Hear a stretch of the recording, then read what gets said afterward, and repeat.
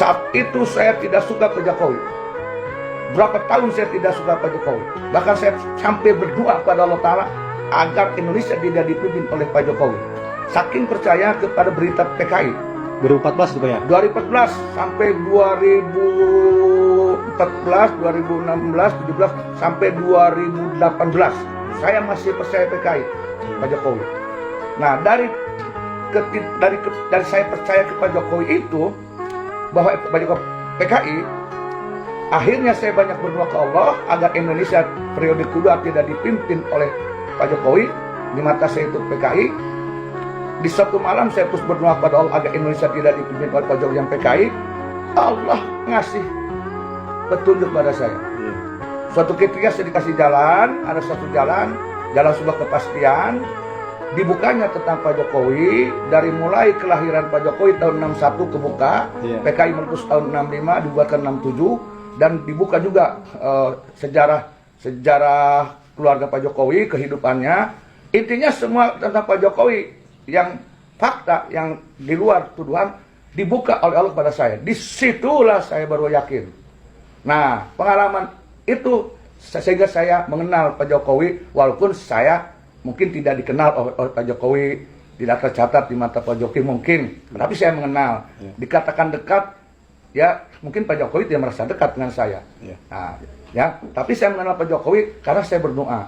Nah, dari kenapa mengenal itu? Dari tadinya percaya Pak Jokowi dituduh seperti orang yang netizen oknum tuduhkan. Nah, akhirnya saya jadi tahu. Nah, dari tahu ini makin cinta saya ke beliau. Jujur aja, saya makin cinta, saya makin kagum, saya makin menghormatinya. Dan saya ikut sedih ketika beliau dihina. Saya ikut marah ketika beliau dicaci maki. Saya tidak terima ketika beliau dihinakan. Orang yang bekerja untuk kita, untuk rakyat, tiap malam, tiap hari beliau dicaci maki. Kelihatan ketika saya lihat di YouTube beliau mengusap mukanya.